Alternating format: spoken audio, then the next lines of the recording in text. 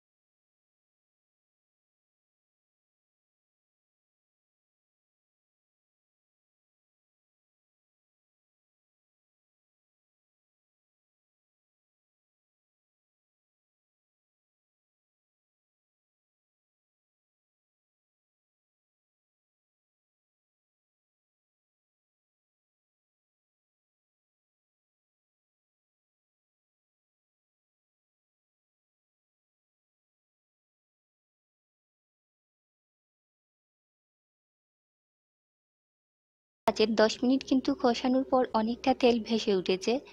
এই পর্যায়ে দিয়ে দিচ্ছি হাফ কাপ পরিমাণে টক দই, সাথে দিচ্ছি 2 কাপ পরিমাণে পানি।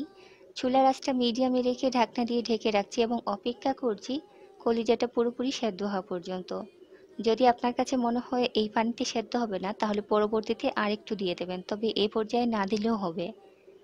এখানে কতটুকু ওজনে আছে আমি জানি না, তবে আনুমানিক 1 কেজির ওপরে হবে। তো আমি সেই অনুপাতেই মশলাটা ব্যবহার করেছি।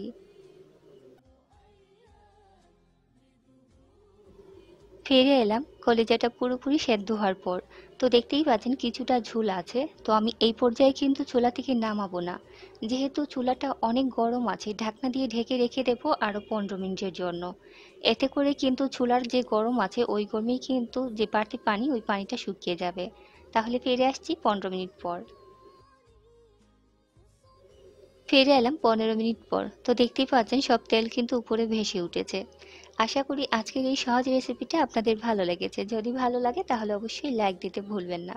সবাই ভালো থাকুন, সুস্থ থাকুন। আল্লাহ হাফিজ।